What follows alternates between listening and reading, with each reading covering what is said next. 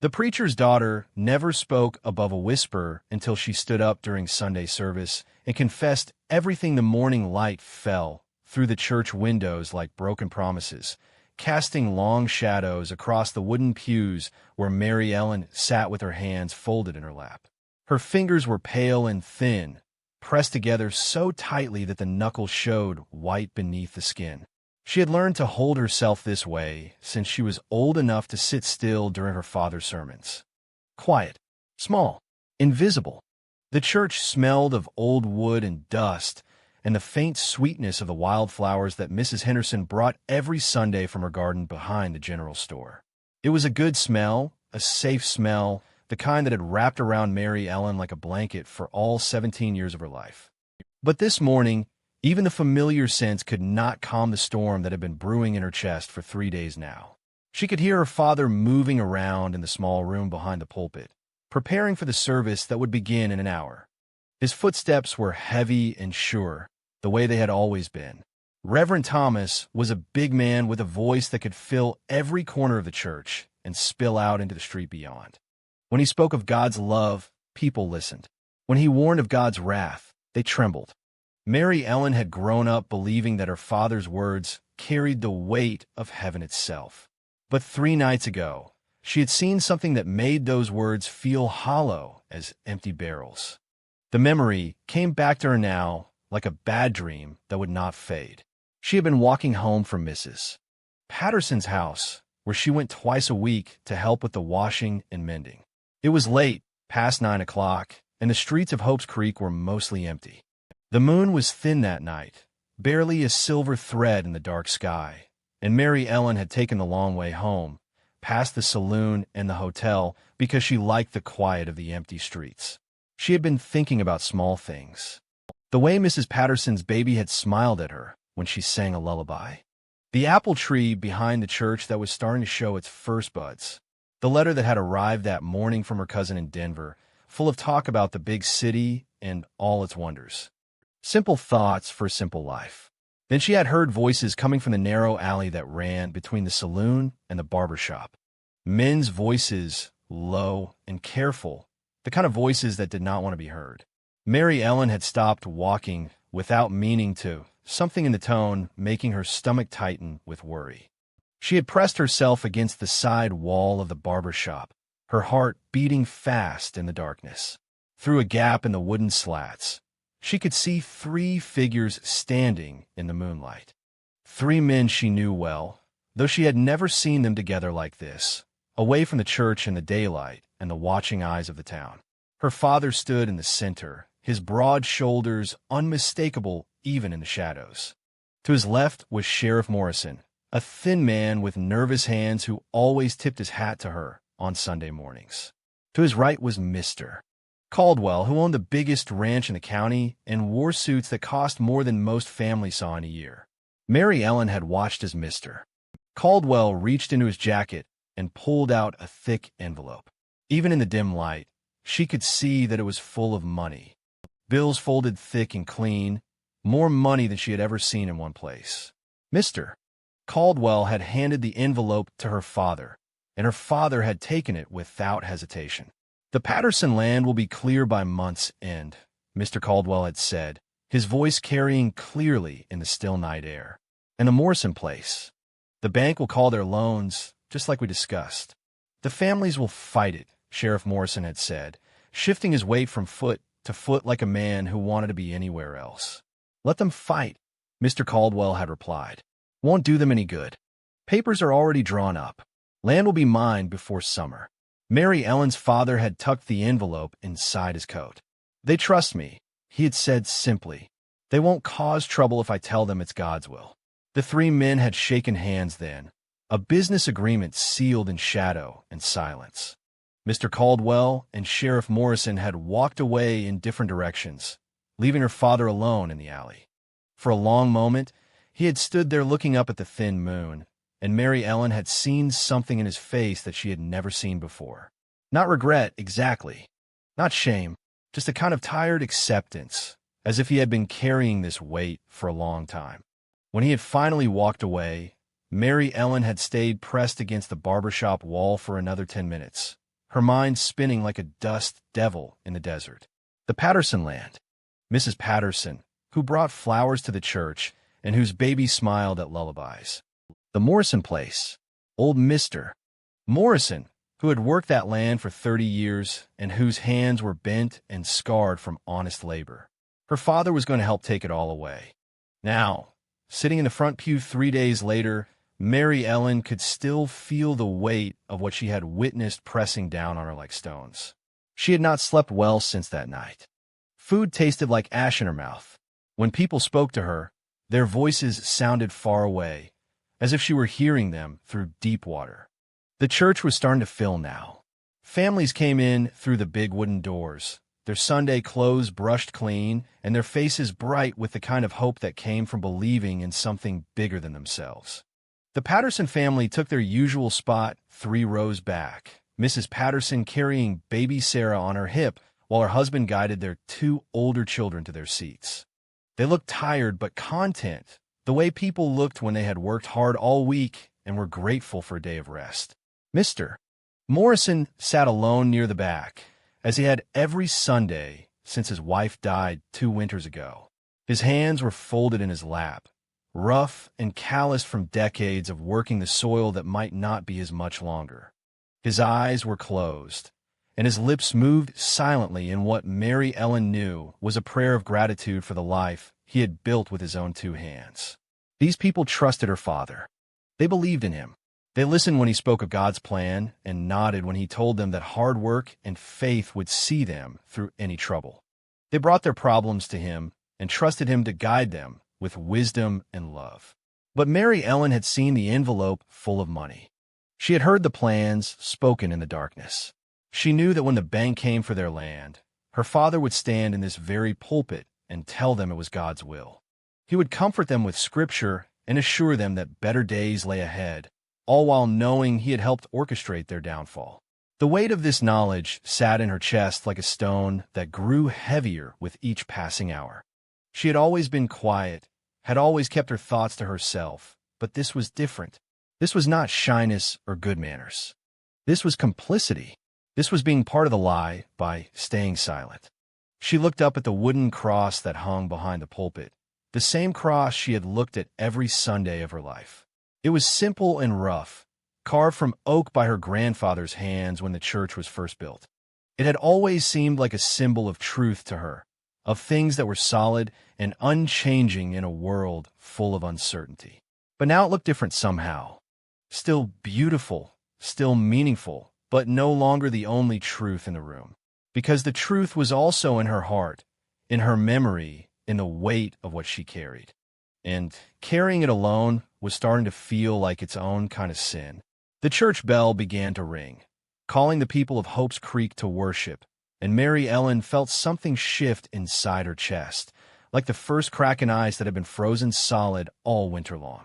Mary Ellen closed her eyes as her father's voice filled the church, rolling over the congregation like thunder across the prairie. "Let us speak today of truth," he said from the pulpit, his hands gripping the worn wood with the kind of strength that made people believe he could hold up the world itself. Of the courage it takes to live an honest life in a world full of temptation. She kept her eyes closed because she could not bear to watch the faces of the people around her. Could not see Mrs. Patterson nodding along with the sermon, or old Mr. Morrison leaning forward to catch every word. They trusted him completely, the way she had trusted him for 17 years. The way she had wanted to keep trusting him even 3 nights ago, when the world had split open and shown her what lay underneath. The memory came back to her now with the sharp clarity of broken glass. She had been walking home from Mrs. Patterson's house, her mind full of simple thoughts and her heart light with the kind of peace that came from a day well spent. The evening air was cool against her skin, and the stars were just beginning to show themselves in the darkening sky. Hope's Creek at night was a gentle place, where the only sounds were the distant lowing of cattle and the soft whisper of wind through the cottonwood trees. She had been humming under her breath, one of the hymns they sang every Sunday, when she heard the voices coming from the alley behind the saloon. At first, she had thought nothing of it. Men sometimes gathered there to smoke and talk away from their wives' disapproving eyes. But something in the tone had made her pause, had made the hair on the back of her neck stand up like a cat sensing danger. The voices were too quiet, too careful. They carried the weight of secrets. Mary Ellen had found herself moving closer without meaning to, drawn by an instinct she did not understand. She had pressed herself against the side of the barber shop, her heart beating fast in the darkness, and peered through a gap in the wooden boards. The moon that night was barely a whisper in the sky, but it cast just enough light to show her three figures standing in the shadows. She had recognized them immediately, though seeing them together like this had felt wrong, like finding wolves dressed in sheep's clothing. Her father stood in the center, his broad frame unmistakable even in the dim light. Reverend Thomas was a big man, the kind whose presence filled a room just by walking into it. His voice could comfort the grieving and terrify the sinful in equal measure. Mary Ellen had grown up believing he was the closest thing to God that walked the earth. To his left stood Sheriff Morrison, a thin, nervous man who always seemed to be looking over his shoulder. He had been sheriff for 5 years, but Mary Ellen had never seen him look comfortable with the badge pinned to his chest. He shifted his weight from foot to foot as he stood there, his hands fidgeting with his hat. The third man was Mr. Caldwell, and his presence there had been the most shocking of all. Caldwell owned the largest ranch in 3 counties, a spread of land so vast that it took a full day to ride from one end to the other. He was wealthy in a way that most people in Hopes Creek could barely imagine, but he had always seemed decent enough. He came to church on Easter and Christmas, donated money for the church roof when it needed repair, and treated the townspeople with polite respect. But the man Mary Ellen saw that night was different. There was something cold in the way he stood, something calculating in the way he looked at her father and the sheriff. This was not the courteous rancher who tipped his hat to ladies on the street. This was someone else entirely. "The Patterson place will be the first to go," Caldwell had said, his voice cutting through the night air like a blade. "Bank will call the loan next week. They're 3 months behind already." Mary Ellen had felt her stomach drop. Mrs. Patterson, who brought wildflowers to the church every Sunday. Mrs. Patterson, who had let Mary Ellen hold baby Sarah just that afternoon, who had smiled and said how grateful she was for all the help of the washing. Mrs. Patterson, whose husband worked from dawn to dusk trying to make their small farm profitable. "What about Morrison?" her father had asked, and the casualness in his voice had made Mary Ellen feel sick. "Same thing," Caldwell had replied with a shrug. "Old man's been struggling since his wife died. Can't keep up with the payments. Sheriff here will make sure the eviction goes smooth." Sheriff Morrison had nodded, though he looked like a man who wanted to be anywhere else in the world. "Won't be any trouble," he had said quietly. "These folks trust the law." "They trust more than that," Caldwell had said, and then he had smiled. It was not a pleasant smile. "They trust their preacher. When you tell them it's God's will, Reverend, they'll accept it. Maybe even be grateful for the lesson in faith." That was when Caldwell had reached inside his jacket and pulled out the envelope. Even in the dim moonlight, Mary Ellen could see that it was thick with money. More money than her father made in 6 months of preaching and performing weddings and burying the dead. Her father had taken the envelope without hesitation, tucking it inside his coat like it was the most natural thing in the world. "How many others?" he had asked. 6 families total, Caldwell had replied. "Small places, all of them. Won't be missed. Land's worth more as grazing ground anyway. 6 families. People who came to church every Sunday, who brought their troubles to her father and trusted him to guide them with wisdom and love. People who worked hard and lived honest lives and believed that God would provide for them if they kept faith." "You sure about this, Reverend?" Sheriff Morrison had asked, and there had been something almost desperate in his voice. "These are good people. They don't deserve's got nothing to do with it," Caldwell had cut him off. "This is business. Progress. Can't have every scrap of good land tied up in failed farms. Town needs to grow." Her father had been quiet for a long moment, looking down at the envelope in his hands. In that silence, Mary Ellen had held her breath, hoping against hope that he would hand the money back, would tell Caldwell that he could not be part of something like this. Instead, he had looked up at the other two men and nodded. "I'll handle my part," he had said. "When the time comes, I'll make sure they understand it's God's plan." The three men had shaken hands then, sealing their agreement under the thin light of the distant stars. Caldwell had walked away first, his footsteps confident and sure. Sheriff Morrison had lingered for a moment, looking like he wanted to say something more, but finally he too had disappeared into the darkness. Her father had stood alone in the alley for a long time after that, his face turned up toward the sky. Mary Ellen had watched him from her hiding place, waiting for some sign of regret, some indication that he understood the weight of what he had just agreed to do. But his expression had been unreadable, as distant and cold as the moon above. When he had finally walked away, Mary Ellen had stayed pressed against the barbershop wall for another 10 minutes, her mind reeling with what she had witnessed. The man she had worshipped, the man she had believed was chosen by God to guide their community, had just sold his soul for money. Now, sitting in the church 3 days later, she listened to that same man preach about truth and honesty, and felt the weight of his hypocrisy settling over her like a heavy blanket. Every word he spoke made the knowledge in her heart burn brighter. Every nod from the congregation made her feel more alone. The truth, her father was saying from the pulpit, his voice ringing with conviction, is not always easy to speak. But God calls us to courage. God calls us to stand up for what is right, even when it costs us dearly. Mary Ellen opened her eyes and looked at him standing there in his black coat, his Bible open in his hands, his face shining with righteous purpose. To everyone else in the church, he looked like a man of God. But she could see the envelope in his coat pocket, could hear his voice making promises in the darkness, could feel the weight of all the lies he was about to tell.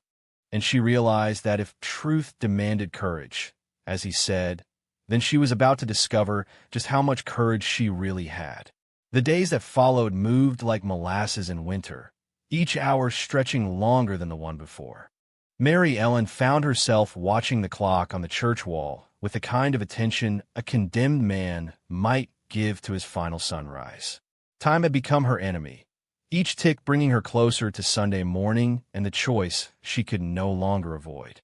She sat at the kitchen table on Tuesday morning, picking at the eggs her father had scrambled for breakfast. They tasted like ash in her mouth, though she tried to swallow them anyway. He sat across from her, reading from his worn Bible as he always did, his deep voice rolling through verses about mercy and forgiveness.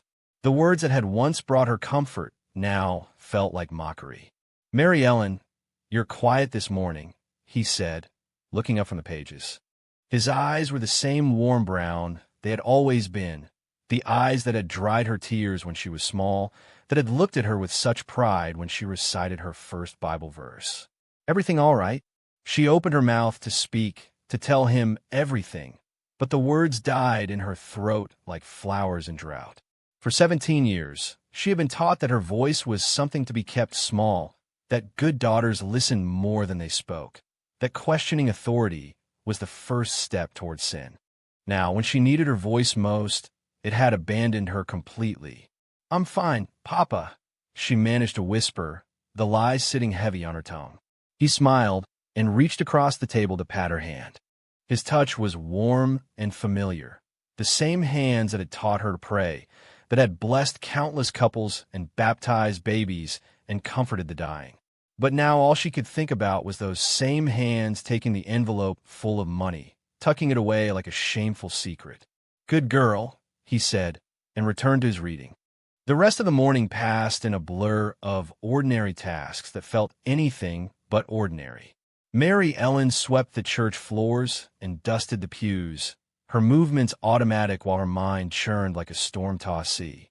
Every familiar object seemed different now, touched by the knowledge she carried. The wooden cross behind the pulpit looked smaller somehow. The collection box seemed to mock her with its promises of helping the needy. Mrs. Morrison arrived just before noon, carrying a basket covered with a blue checker cloth. She was a small woman with silver hair and hands that shook slightly from age, but her smile was as bright as summer sunshine. "I brought apple pie for the church social," she said, setting the basket on the table near the front pew. Made it with apples from my own tree. Mary Ellen's heart clenched tight in her chest. The Morrison place, one of the 6 families her father was helping to destroy. She watched as the old woman fussed with the cloth covering the pie, making sure it was properly arranged, and felt sick with the weight of what she knew.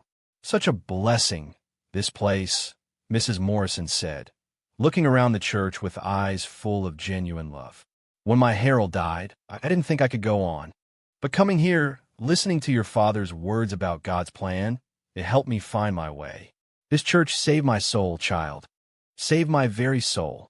The words hit Mary Ellen like physical blows.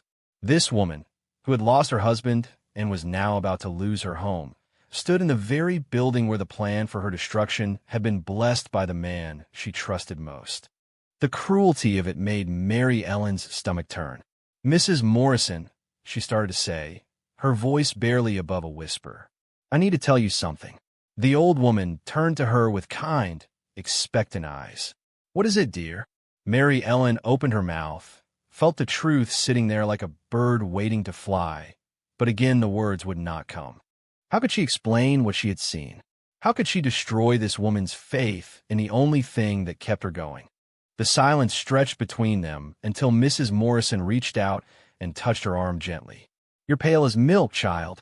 Are you feeling poorly? I'm fine. Mary Ellen lied again, hating herself for it. Just tired. Mrs. Morrison nodded knowingly. Young folks work too hard these days. You rest yourself. She gathered her empty basket and headed for the door, then turned back with a smile. Tell your father thank you for the sermon on Sunday about trusting God's plan even when we can't see the whole picture. It meant the world to me. After she left, Mary Ellen sat in the front pew and stared at the apple pie. It was beautiful, golden brown, and perfect, made with love and gratitude by hands that had worked hard for 70 years. In a few weeks, those same hands would be packing up a lifetime of memories, forced to leave the only home they had ever known. She tried to imagine herself standing up on Sunday morning, try to picture the words coming out of her mouth. But every time she closed her eyes and saw herself speaking, she saw other things too. Her father's face crumbling with shame. The congregation's shock and anger. The destruction of everything she had ever known. Wednesday came and went in much the same way. Mary Ellen went through the motions of her life like a person walking in her sleep. She helped Mrs. Patterson with the washing, listening to the young mother talk about her hopes for expanding their farm, about maybe adding a few more chickens come spring. She nodded and smiled and made the right sounds, all while knowing that Mrs. Patterson's dreams were already dead, killed in a moonlit alley by men who saw her family as nothing more than an obstacle to profit. Thursday brought Mr. Peterson to the church, his hat in his hands and worry written across his weathered face. He was one of the 6, Mary Ellen realized with a start. One of the families marked for destruction. Reverend, he said to her father, I was wondering if I might have a word. Bank's been asking questions about my loan, and I'm getting worried. My wife's been sick, and the doctor bills have put us behind. I was hoping you might know of some work I could do, maybe help someone with their harvest. Mary Ellen watched her father put a comforting hand on Mr. Peterson's shoulder, listened to him speak words of reassurance and faith, saw him promise to ask around about work opportunities. The kindness in his voice was real, she realized with a shock. He genuinely cared about this man's troubles. But he was also the one ensuring that no amount of extra work would save the Peterson farm. The contradiction made her head spin. How could someone be so gentle and so cruel at the same time? How could her father comfort a man with one hand while destroying him with the other? That night, she tried again to find her voice. She sat across from her father at dinner, watching him eat the stew she had made, and gathered every ounce of courage she possessed. Papa, she said, her voice so quiet it was barely there at all. Yes, dear. I need to talk to you about something important. He looked up from his bowl, his eyebrows raised with interest. Of course. What's on your mind? She stared at him, this man who had shaped every day of her life, who had taught her right from wrong, who had shown her what it meant to serve God and help others. The words sat in her throat like stones, too heavy to lift, too sharp to swallow. She started, then stopped. The silence stretched between them until he reached across and touched her hand. "Take your time," he said gently. "Whatever it is, you can tell me." But she couldn't. Even knowing what she knew, even carrying the weight of 6 families' futures, she could not find the strength to speak the words that would destroy her father. The conditioning of 17 years was too strong, the habit of silence too deeply ingrained. "Never mind," she whispered. It wasn't important. He studied her face for a moment, concern flickering in his eyes, but then he smiled and returned to his dinner. "Well, if you change your mind, I'm always here to listen." Friday and Saturday crawled by like wounded animals. Mary Ellen found herself looking at every face differently, wondering who else knew, who else was part of the web of lies and corruption that had wrapped itself around her small town. Did Mrs. Henderson at the general store know? Did the banker? How many people were in on the secret, and how many were simply sheep being led to slaughter? Saturday evening brought the final blow. Mary Ellen was sweeping the front steps of the church when she heard voices coming from inside. Her father was meeting with someone, though she had not seen anyone arrive. She pressed her ear to the door and heard Mr. Caldwell's voice, cold and businesslike as always. "Everything's in place," he was saying. "Bank will move on Monday. Sheriff's ready. All we need now is for you to do your part." "I understand," her father replied. "I'll speak to them after the service tomorrow. Tell them it's God's will, that they need to accept his plan with grace." "Good. And Reverend? Make sure they don't fight it. Last thing we need is folks getting stirred up, thinking they can organize some kind of resistance. Your word carries weight with these people. Use it." Mary Ellen stepped back from the door, her heart pounding so hard she thought it might burst from her chest. Tomorrow. It was happening tomorrow. After the service, while the families were still feeling warm and hopeful from worship, her father would deliver the news that would destroy their lives. She looked up at the darkening sky, where the first stars were beginning to appear like tiny holes poked in black fabric. Tomorrow morning, she would sit in that front pew again, would watch those trusting faces singing hymns and praying for God's blessings. And then she would watch her father use their faith as a weapon against them, unless she found her voice at last and spoke the truth that burned like fire in her chest. Sunday morning was coming whether she was ready or not, and with it, the moment when silence would no longer be an option. Sunday morning came like a funeral procession, slow and heavy with the weight of what could not be avoided. Mary Ellen woke before dawn, her body knowing what her mind had tried to forget. This was the day when silence would either win forever or finally break apart like ice in spring. She dressed in her blue Sunday dress, the one her father had bought for her 16th birthday, and braided her hair with fingers that shook like leaves in a storm. In the mirror, her face looked pale as milk, her eyes dark with sleepless nights and the burden she had carried for a week. She looked like a stranger to herself. The church bell began ringing as she and her father walked the short distance from their house. Each toll seemed to echo in her chest, counting down the moments until she would have to choose between the girl she had always been and the woman she might become. Her father walked beside her, his Bible tucked under one arm, his face peaceful and sure. He had no idea that his world was about to end. "Beautiful morning," he said, looking up at the clear sky. "God's given us perfect weather for worship." Mary Ellen nodded, but could not speak. Her throat felt closed, like trying to breathe through sand.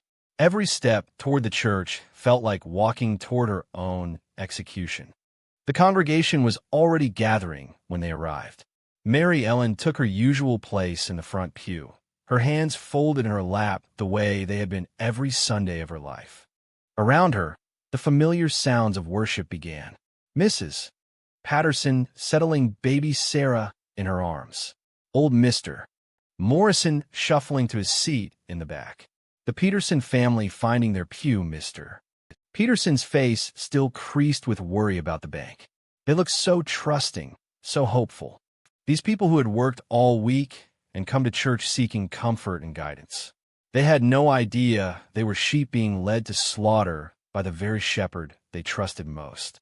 Mary Ellen's father took his place behind the pulpit, opening his Bible with the practiced movements of a man who had done this 1,000 times before. The morning light streamed through the windows, casting him in golden rays that made him look like something holy. But Mary Ellen could see through the light now, could see the darkness that lived underneath. "Let us begin today," he said, his voice filling every corner of the church, "by speaking of courage, of the strength it takes to do what is right, even when the cost is high." The words hit Mary Ellen like stones. She stared at him, this man who spoke of courage while planning to destroy innocent families, who preached about righteousness while his pocket held blood money. The hypocrisy of it made something crack inside her chest, like the first break in a dam that has held back a river for too long. "The Bible tells us," her father continued, his voice growing stronger, "that the truth will set us free.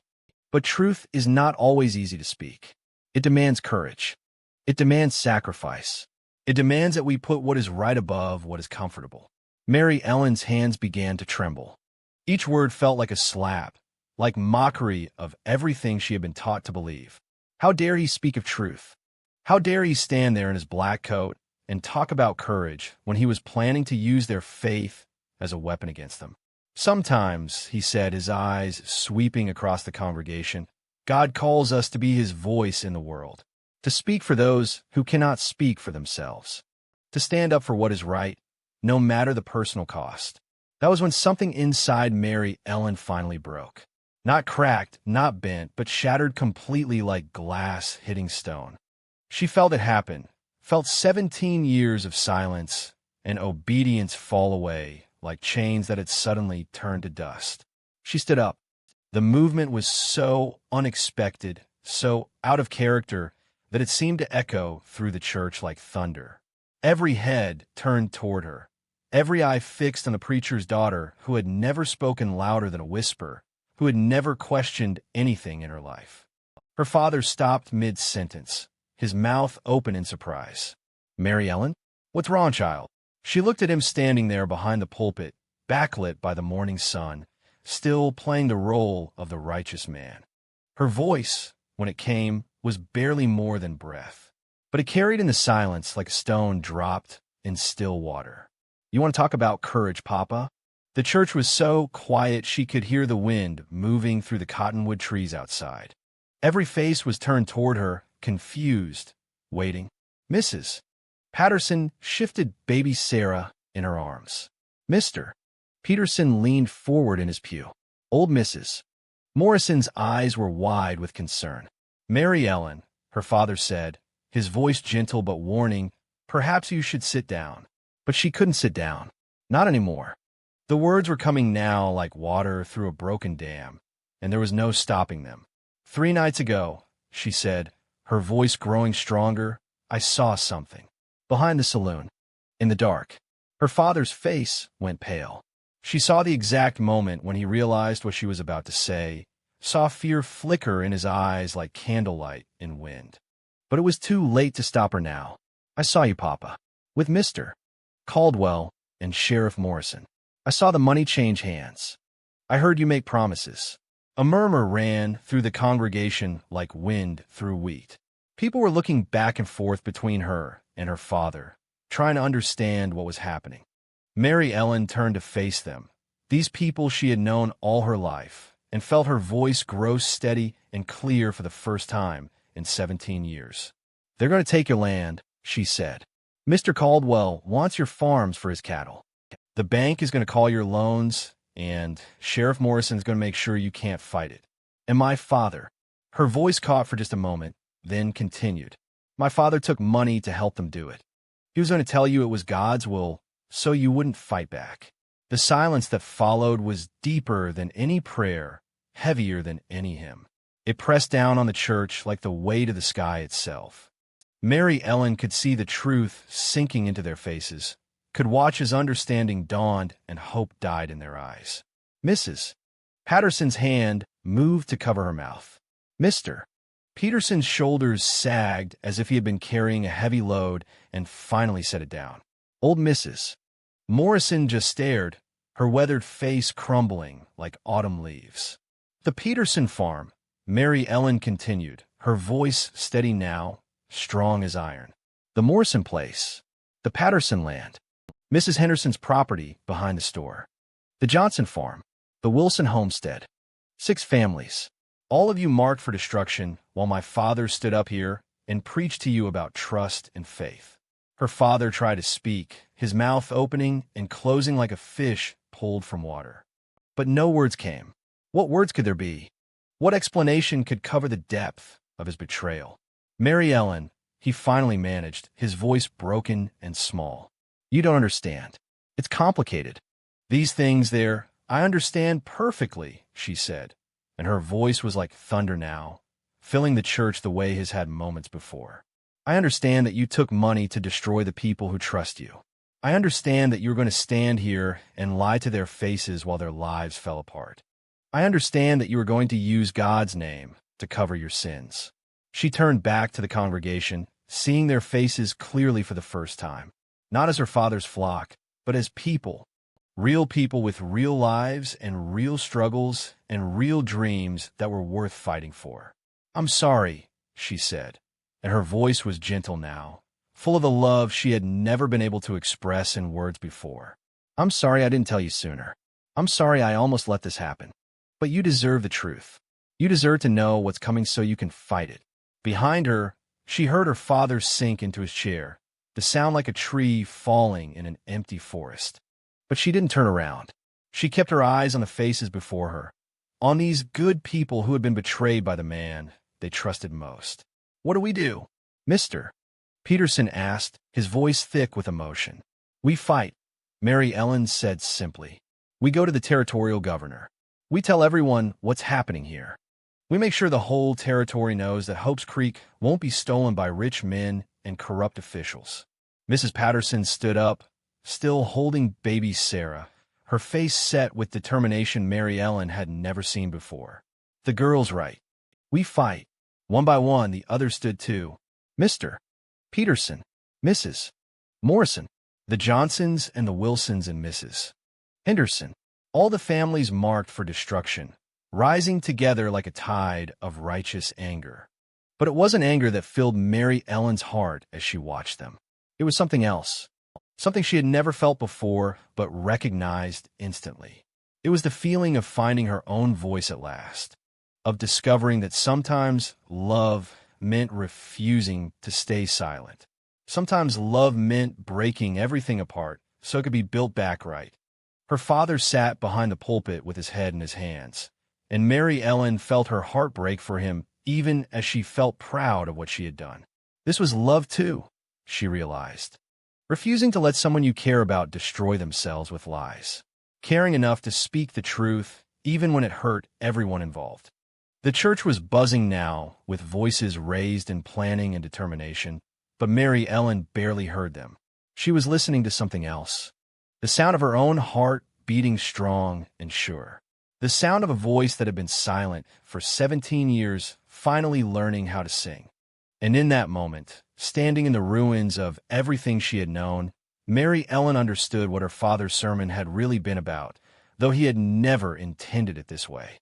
Sometimes the truth did set you free, even when freedom looked nothing like what you had imagined it would be.